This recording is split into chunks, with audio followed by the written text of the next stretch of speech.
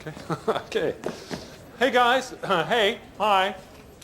Just want to say hi. I can't say too much as yet, but I'm going to be spending a lot more time in here with you lot because I love it in here. I fucking love it!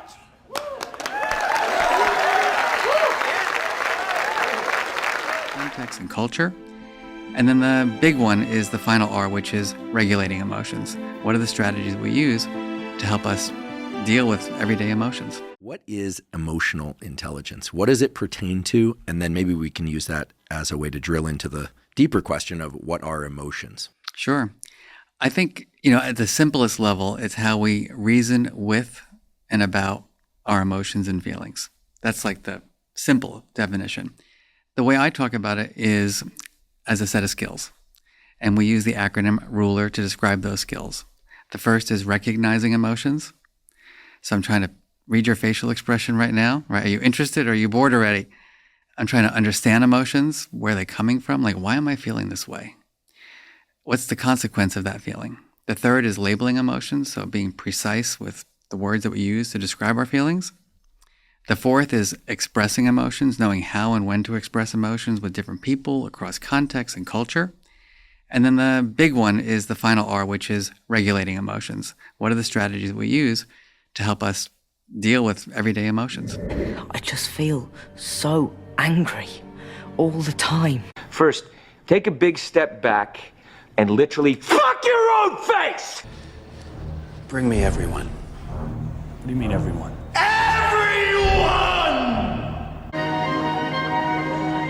Can't stand it anymore. I've got to get out of here. I've got to get out of here. Calm down. Get a hold of yourself. Stewardess, please let me handle this. I've got to get Calm down. Now get back to your seat. I'll take care of this. Calm down. Calm down. Get a hold. So if I were to take an emotional intelligence test, would it have me looking at pictures of facial expressions? Would it have me reading paragraphs about emotional exchanges and gauging who felt what and why and how, that sort of thing? If you were to take a test from like 20 years ago, yes. We try to be a little bit more innovative now in our measurement of the skills. So, for example, I just finished with a bunch of colleagues publishing a test of emotion perception, but it's not static images. It's video clips that are around 3 to 4 seconds that show subtle emotions. It's about vocal tone.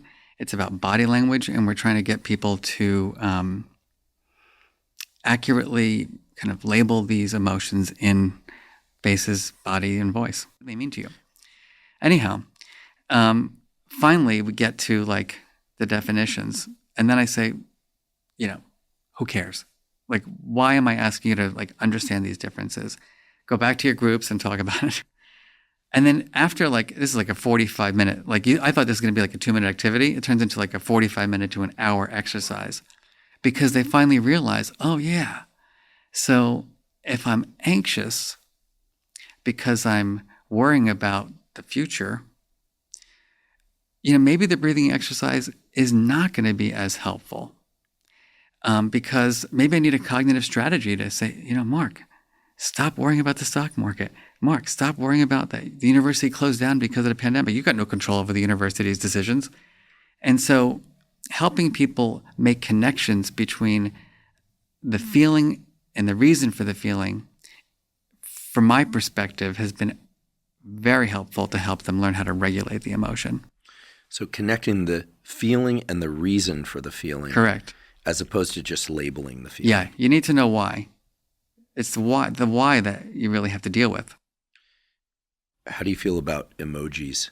From everything you're saying, they seem like more than benign to me. Can we provide a counterexample for the anger versus disappointment that's on the positive valence side? What's a positive set of feelings that people often conflate? Like happiness and contentment. Yeah, that's a tough one for me.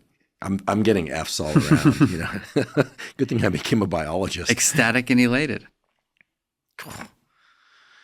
Yeah. Okay. Yeah, this is why I this do is what I tough. do. Yeah. And so parse I'm those good at for us. this. Yeah. Yes, you are. When you think about happiness, it's usually about, when you're achieving something, right? I'm going to be happy when, this will bring me happiness. Contentment is the opposite. Contentment is everything is just great as it is. I feel complete. I have enough. And part of my argument against the happiness research is that we don't spend enough time helping people strive for contentment, and we push people to strive for happiness, which there's research to show, backfires. If you're waking up every day saying, what am I going to do to be happy? What am I going to do to be happy? Chances are, it's not going to work out a lot. And that kind of backfires to create more despair. When I think of throwing a great party, and I've thrown a few, what I like to think were great parties, it involves inviting a bunch of people over and then being able to stand back from a lot of it and not have to participate in all of it. I just like seeing friends that didn't know each other start to interact. That's cool. That's fun for me. And then if I have to communicate directly with too many people at the party, I would definitely feel drained. I'm known to retreat to a room and take a nap or so maybe you are more introverted. Yeah, I think so.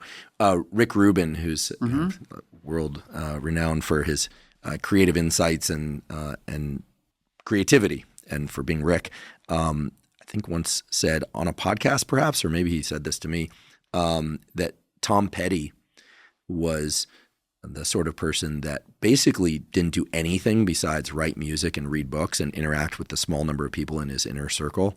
And the idea of leaving the house was just completely overwhelming to him. Now, of course, people were always approaching him, but like really, really extreme introvert. Whereas Rick has described, and I won't name names here, other famous people, musicians and otherwise, that go out specifically to try and get the attention of fame. Yeah. And if they don't, they feel absolutely isolated. Makes sense. Even though they have people in their private life, it's sort of like it becomes a kind of extroversion requirement. I would imagine life is much harder for the extrovert in the long run because there's the just so research much shows need that the there. extroverts tend to do, have a little bit more success because they're more willing to get out there and ask for it. Talk about the energy pleasantness axes. Sure. And create a mental picture for people of what this is. I found this to be incredibly useful. If listeners or viewers have a pen or pencil and paper, you could map this out, but it's very easy to imagine in your mind. So maybe you could just tell us on the vertical axis. Yeah. So we have, horizontal, we'll call that pleasantness. And this is going back to something else that we talked about earlier. It's called pleasantness, not goodness or badness. It's in this moment, am I feeling highly pleasant or am I feeling unpleasant? Do I feel like approaching my day, my colleagues? Do I feel like avoiding my colleagues? Do I feel safe and comfortable? Do I feel uncomfortable? That's the x-axis. And the way I like to think about it is that from the moment we wake up in the morning till the time we go to bed, that is activated. We're just, you wake up in the morning and you're all of a sudden have a thought process like, yes, I want to get out of bed. No, I want to pull the covers over my head. On the y-axis is energy or activation. Okay, so vertical axis is energy. The technical term is arousal or activation, but I think energy is a better term. And so it's either you're highly energized or you're deactivated or low in energy. That's mental energy, it's physical energy. It's like kind of like how much fuel you have. And then we cross those two axes to create what we call, in our work, the mood meter. And there are 4 quadrants. We got high pleasant, high energy, yellow. So think about emotions there. Happy, excited, elated, ecstatic, optimistic. We got the green, so that's low energy and pleasant still. That's the calm, content, tranquil, peaceful, relaxed quadrant. And then we have the unpleasant side, and I'm going to repeat myself. It's not the bad emotions or the negative. You're getting it, like you're really nuanced, that's why you're a scientist too. The 3 broad characteristics. The first one that shows up cross-culturally, non-judgmental. Like when we think about the people who gave us permission to feel, they just had no judgment. They let me be who I can be or who I am. The second is empathic and kind of coupled with compassionate, which is kind of the different form of empathy. The third primarily is active listening. People want to be around people who don't judge them, who listen actively and show that they care. It's that simple. The way I think about emotions as being, and when we need to get help with our emotions is when, if it's an unpleasant one, it's intense and long duration, right? Momentary envy. I get envious all the time. I get envy. I watch TED Talks. I'm like, oh, that timing was amazing. And I'm like, I'm gonna try that out. So I use that envy of someone else's skill, as a way to grow. How does that differ? Sorry to turn your own work back on, That's okay. on you from admiration or inspiration. Like, wow, they, like the that's what I'm getting at. Yeah. So that's the difference between the envy that leans toward admiration versus the envy, like what you're referring to, that leads to resentment. Right? We need to be with someone who's that active listener, who's non-judgmental, who shows compassion. But when you're compassionate, you actually are bringing you back to the person, saying, is this, the right thing right now for you? What else might you think about?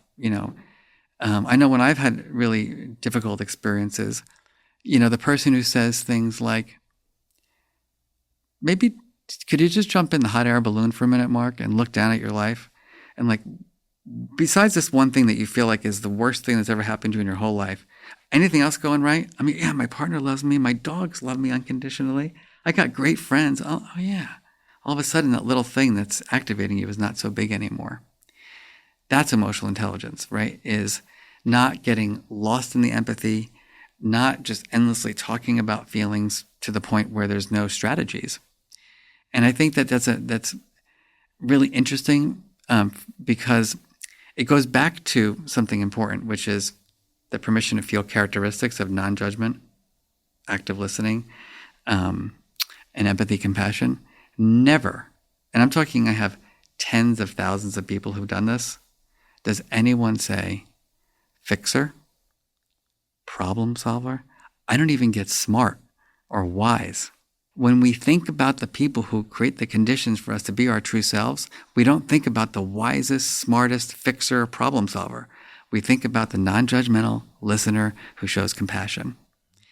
And I think that has to be reinforced, that some of the fear that we have is that we're going to get lost in all these feelings, but no one's asking you to get lost in their feelings.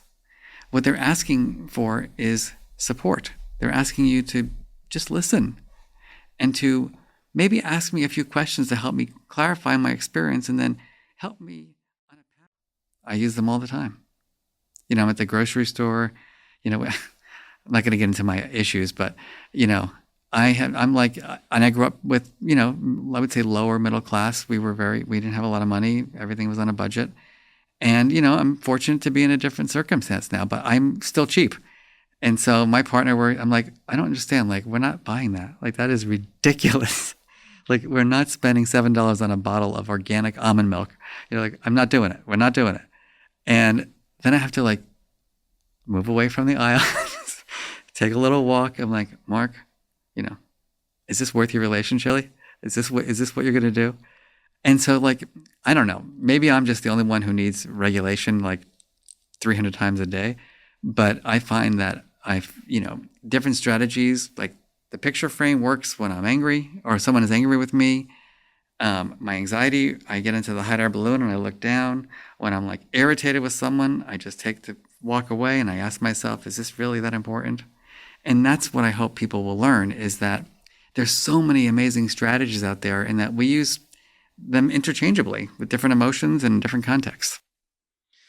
Well, what's really cool about the app, and the reason why we have an app, is that technology can be super helpful in this instance for building self-awareness. So if I set reminders, which you can do on the app, to check in the morning, maybe after lunch or right before I go home, you pick whatever works for you, or you can do it randomly. And then you aggregate your data across time. Right now you have instances of your emotions over time. But what's also cool about it is that you can disaggregate your data by things like who you're with or where you're at or what you're doing. And then you can analyze that. So you get your little mood meters that are all different colors because, wow, I thought I was more in the yellow at work, but I'm actually more in the blue at work. Or I thought when I'm with this person, I'm actually feeling calm. actually, when I look at my data, I'm always anxious with that person. So it runs a reverse correlation. Yes. Fantastic. Yeah. And then you can just look at your report and then it asks you questions to get more insights. And also, importantly, we've embedded a lot of the strategies that I've been talking about. So like these distancing strategies or the breathing exercises or the mindfulness exercises or gratitude exercises, which, by the way, I was thinking in the back of my head as we were speaking about the envy reduction program. I think the number one thing is gratitude. That, like, if our brains are just endlessly searching for what's better that's out there than what I have, we're not experiencing any gratitude for what we have. And so I spent a lot of time helping people really understand, like, take a look, like, look where you're at as a student.